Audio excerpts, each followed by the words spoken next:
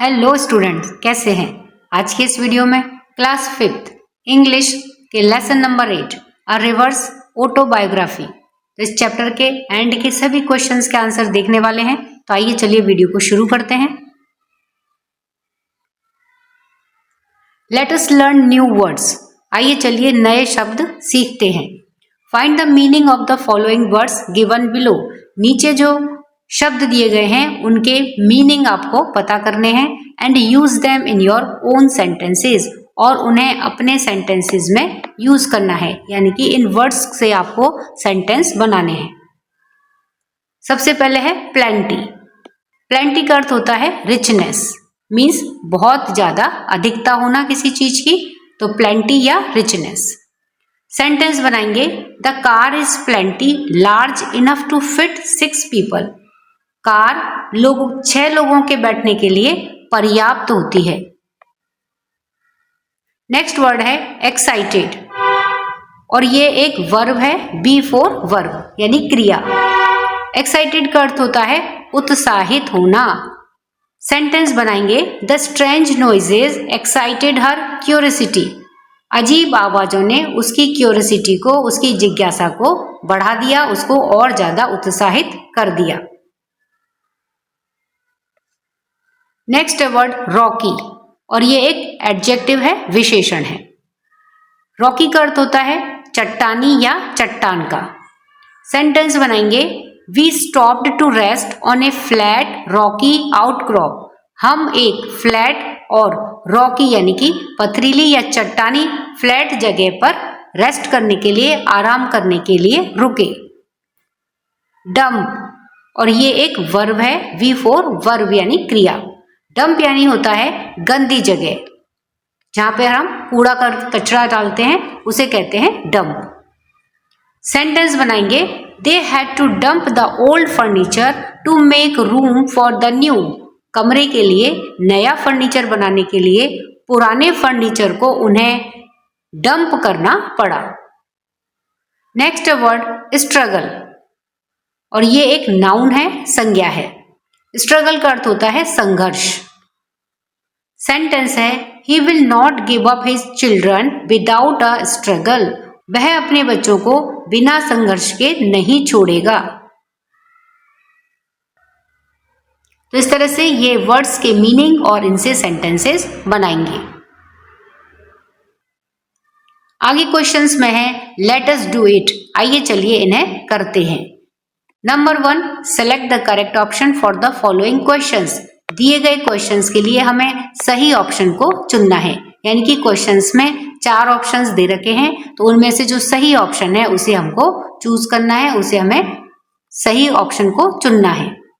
Question number 1, from where does the Luni river originate.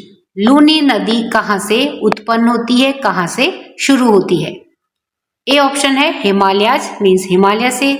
B Vindhya range, C Aravalli hills, और D Sahyadri range. तो इसमें जो सही ऑप्शन है वह है सी, अरावली हिल्स। तो यहां ब्रैकेट में हम लिख देंगे C option. Question number 2, what makes Luni's water salty. Luni के पानी को नमकीन क्या बना देता है। ए ऑप्शन है डेजर्ट हीट, मीन्स रेगिस्तान की गर्मी। B rocky soil in Jodhpur, Jodhpur की चट्टानी मिट्टी। सी ऑप्शन है फैक्ट्रीज इन बालोतरा, बालोतरा में जो कारखाने हैं वे लूनी नदी के पानी को सॉल्टी बना देते हैं। या फिर डी ऑप्शन है पीपल पोरिंग सॉल्ट, लोग नमक डाल देते हैं। तो इसमें जो सही ऑप्शन है वह है B, rocky soil in Jodhpur. इसकी वजह से लूनी नदी का पानी नमकीन हो जाता है। Question number 3, why is Luni called Maru Ganga. Luni को मारू गंगा क्यों कहा जाता है। ए ऑप्शन है it merges with the Ganga, यह गंगा के साथ मिल जाती है। बी ऑप्शन है people call it for fun, लोग मजे के लिए ऐसा बोलते हैं। सी ऑप्शन है it is the longest river in India, यह भारत की सबसे लंबी नदी है। या फिर डी ऑप्शन है it is sacred in the desert, यह रेगिस्तान के लिए वरदान है। तो इसमें जो सही ऑप्शन है वह क्या है, D option. It is sacred in the desert. तो यहां ब्रैकेट में हम लिख देंगे डी ऑप्शन को। सेकंड नंबर के क्वेश्चंस में है आंसर दी फॉलोइंग क्वेश्चंस। दिए गए क्वेश्चंस के आंसर करने हैं। तो क्वेश्चन नंबर 1 है Luni tells you the different names. Luni ने आपको अलग अलग नाम बताए हैं। वाई विच जिसके द्वारा, पीपल कॉल इट विद जिसके द्वारा लोग इसे बोलते हैं। राइट दीज नेम्स उन नामों को लिखिए। यानी कि लूनी नदी ने जो अपने अलग अलग नाम बताए हैं जिसके द्वारा लोग इसे पुकारते हैं, बोलते हैं, तो उन नामों को आपको बताना है। आंसर है Dhola Mati, Maruganga and Ganga of desert. तो ये सभी नाम लूनी नदी के नाम हैं। Question number 2, why does Luni mention feeling sad during poor rains. तो लूनी सैड यानी कि दुखी क्यों आ जाती है जब कम बरसात होती है। आंसर है when the rain is poor, जब कम बरसात होती है लूनी फील्स सैड, तो लूनी को बहुत दुख महसूस होता है। एज क्योंकि its stream begins to dry up, क्योंकि इसकी जो धारा है, जो प्रवाह है, वह सूखना शुरू हो जाता है। तो इसलिए जो लूनी नदी है वह दुखी हो जाती है। Question number 3, how do factories harm the Luni river. फैक्ट्रियां या कारखाने लूनी नदी को किस तरह से नुकसान पहुंचाते हैं। आंसर है polluted water of factories is dumped into the Luni river stream making it dirty. तो पॉल्यूटेड वाटर यानी कि प्रदूषित पानी इन फैक्ट्रीज का लूनी नदी की धारा में डंप कर दिया जाता है, डाल दिया जाता है, जो कि इसे गंदा कर देता है, इसे दूषित कर देता है। Question number 3, show the way of Luni on the map below. नीचे जो ये मैप दिया गया है उसमें हमें लूनी नदी के रास्ते को मैप में दिखाना है। Do not forget to mark its origin, और इसमें हमें मैप में हमें इसका ओरिजिन यानी कि जहां से लूनी नदी निकलती है वह मार्क करना है, एंड जहां पर जाकर के लूनी नदी समाप्त होती है उसे मार्क करना है, and Jaswant Sagar dam on the way, और रास्ते में जो जसवंत सागर डैम पड़ता है उसको भी हमें मैप में मार्क करना है। तो सबसे पहले हम लूनी रिवर का रास्ता देखते हैं कि कहाँ से ओरिजिनेट होती है और कहाँ पर ये एंड होती है।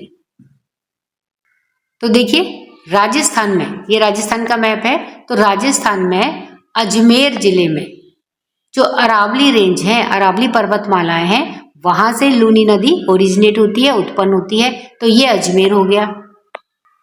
और रास्ते में देखिए नागौर, ब्यावर, जोधपुर, बालोतरा, बाड़मेर, सांचौर, और जो इसका एंड है ये यहाँ पर कच्छ के रण में जाकर के ये एंड हो जाती है, यहाँ पर आकर के ये समाप्त हो जाती है।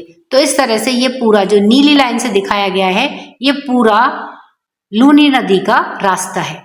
तो ओरिजिन हो गया अजमेर और एंड हो गया कच्छ ऑफ रण, यानी कि कच्छ का रण, यहाँ पर जाकर के ये समाप्त हो जाती है। इसके अलावा जसवंत सागर डैम जो कि जोधपुर में बना हुआ है, तो अब हम इसको जसवंत सागर डैम को जो कि जोधपुर में बना हुआ है इसको हम एनलार्ज करके देख लेते हैं। तो देखिए ये जोधपुर है, तो जोधपुर के ये अलग अलग शहर हैं और यहाँ पर ये जसवंत सागर डैम को मार्क किया गया है। तो इस तरह से जोधपुर में ये जसवंत सागर डैम बना हुआ है और ये लूनी रिवर हो गई। तो लूनी रिवर पर ये जसवंत सागर डैम जोधपुर में बना हुआ है। Question number 4, find the names of some rivers in your area. अपने क्षेत्र में आपकी जो कुछ नदियां हैं उनके नाम आपको पता करने हैं, उनके नाम आपको लिखने हैं।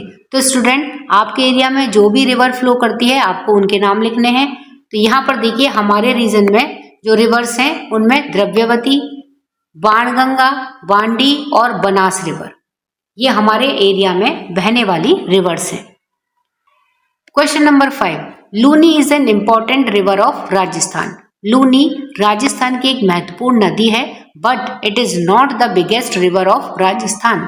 लेकिन ये राजस्थान की सबसे बड़ी नदी नहीं है। Find out which is the biggest river of Rajasthan. तो अब आपको राजस्थान की सबसे बड़ी नदी के बारे में पता करना है। And right an autobiography for it, और इसके लिए आपको एक आत्मकथा लिखनी है, यानी कि ये नदी कहाँ से ओरिजिनेट होती है, कौन कौन से रास्ते से होकर के ये फ्लो करती है, कहाँ पर जाकर के ये एंड होती है। इस तरह से आपको राजस्थान की जो सबसे बड़ी नदी है उसका ऑटोबायोग्राफी लिखनी है। Take help from the hints below, और आप इसके लिए नीचे जो हिंट्स दे रखी है उनकी हेल्प ले सकते हैं। और देखिए हिंट्स में क्या क्या है। ओरिजिन, तो ओरिजिन में वीरों का मठ इन कमनौर हिल्स नियर कुंभलगढ़, कुंभलगढ़ में कमनौर की जो हिल्स हैं वहां से वीरों का मठ से ये ओरिजिनेट होती है। लेंथ है अप्रोक्सीमेटली 512 किलोमीटर्स, इतनी ये इसकी लंबाई है।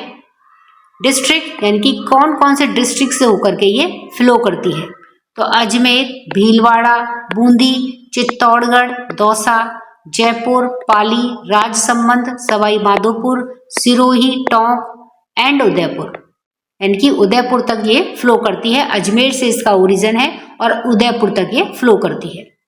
डेस्टिनेशन मीन्स अब इसका जो एंड है वो कहाँ पर होता है, merges in the river Chambal in Bundi, और बूंदी में जाकर के ये चंबल नदी में जाकर के ये मर्ज हो जाती है, चंबल रिवर में ये मिल जाती है। तो इस तरह से ये हिंट का हम यूज कर सकते हैं। Right an autobiography of this river, तो हिंट में जो रिवर दे रखी है अब हमें उसकी ऑटोबायोग्राफी लिखनी है और उसके लिए यहाँ पर स्पेस दिया गया है। दिए गए हिंट के आधार पर किस तरह से रिवर की ऑटोबायोग्राफी, रिवर की आत्मकथा को लिखेंगे। आई एम रिवर, मैं रिवर हूँ, और रिवर हूँ बनास रिवर, तो मैं बनास नदी हूँ।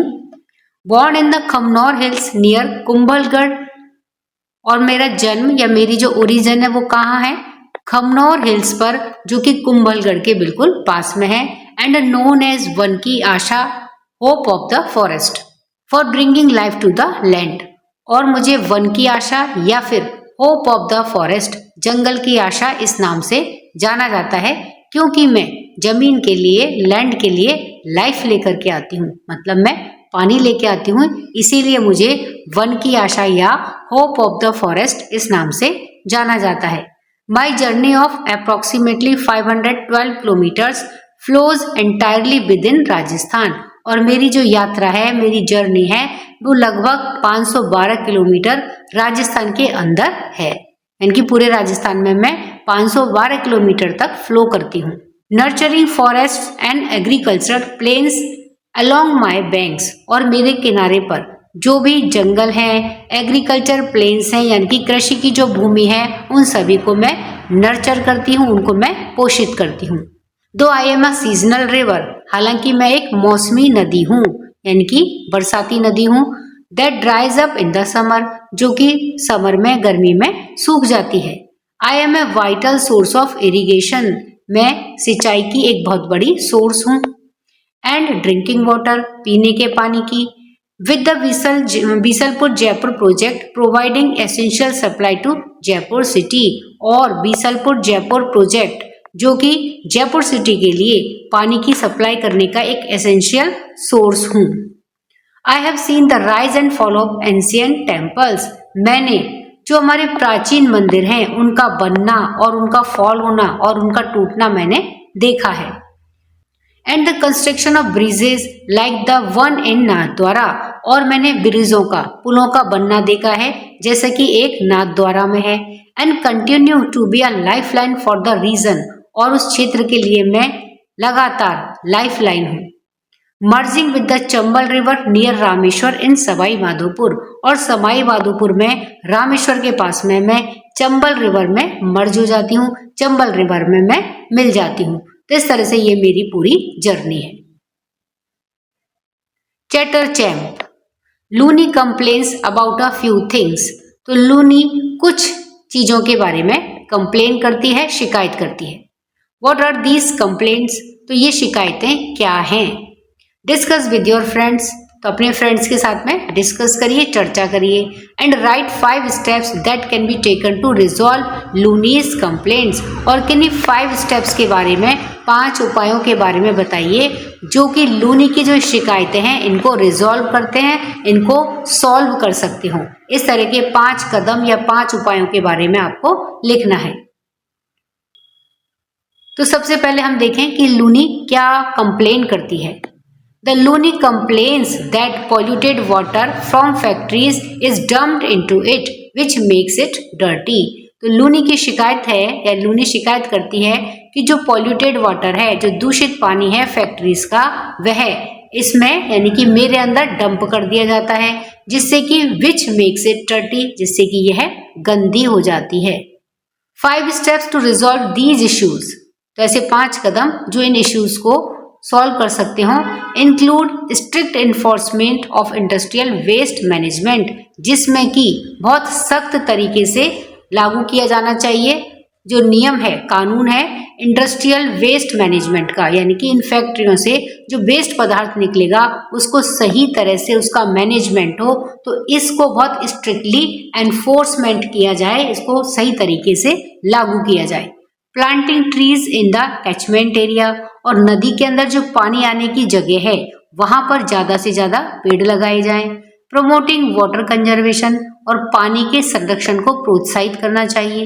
And implementing stricter water usages policies for agriculture and industries, और एग्रीकल्चर यानी कि कृषि के लिए और इंडस्ट्रीज के लिए पानी को यूज करने की जो पॉलिसीज हैं उनको बहुत स्ट्रिक्टली उनका इम्प्लीमेंट होना चाहिए, उनको सख्त तरीके से लागू किया जाना चाहिए। तो इस तरह से ये 5 स्टेप्स हैं जो लूनी की प्रॉब्लम को सॉल्व कर सकते हैं। नेक्स्ट है धवल मयूरी लर्न लैंग्वेज। धवल और मयूरी लैंग्वेज सीखते हैं, भाषा सीखते हैं। Let us look at what Dhaval is doing today. तो आइए चलिए देखते हैं कि आज धवल क्या कर रहा है। तो यहाँ पे कुछ पिक्चर्स दे रखी हैं और बताया है कि धवल क्या कर रहा है। तो देखिए, Dhaval is climbing a mango tree.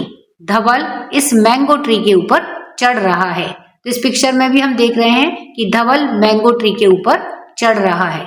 ये सेकंड पिक्चर है और इसमें देखिए धवल क्या कर रहा है कि मैंगो जो है उसको देख रहा है।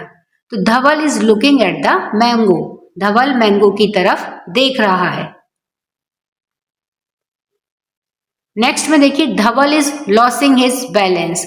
धवल ने अपना बैलेंस, अपना संतुलन खो दिया, यानी कि उसका पूरा ध्यान मैंगो को देखने के ऊपर ही चला गया और उसने अपना संतुलन खो दिया। तो अब संतुलन खोने से क्या हुआ? Dhaval is falling from the tree. Dhaval पेड़ पर से गिर रहा है। इस तरह से देखिए पिक्चर में गिरते हुए दिख रहा है। तो Dhaval is falling from the tree. और अब पेड़ पर गिरने से क्या हुआ? धवल के चोट लगी एंड धवल इज क्राइंग। धवल रो रहा है। धवल wants to tell Mayuri about his adventure the next day. Can you help him? तो धवल अगले दिन मयूरी को अपने इस एडवेंचर के बारे में बताता है। तो कैन यू हेल्प हिम? तो क्या आप उसकी हेल्प कर सकते हैं कि किस तरह से धवल मयूरी को अपने इस एडवेंचर के बारे में बताएगा।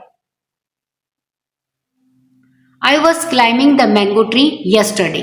तो कल मैं मैंगो ट्री के ऊपर चढ़ रहा था। I saw a mango there. वहां पर मैंने एक मैंगो देखा। Suddenly अचानक से I lost my balance. मेरा बैलेंस बिगड़ गया and fell from the tree. और पेड़ से गिर गया। I cried out in pain. और मैं दर्द से बहुत ज्यादा चिल्लाया, दर्द से मैं बहुत ज्यादा रोया। तो इस तरह से अपने साथ में जो घटना घटित हुई उसके बारे में धवल नेक्स्ट डे मयूरी को इस तरह से बताता है। तो इस तरह से स्टूडेंट हमने लेसन नंबर 8 के एंड में जितने भी क्वेश्चंस हैं उस सभी का आंसर को देख लिया है।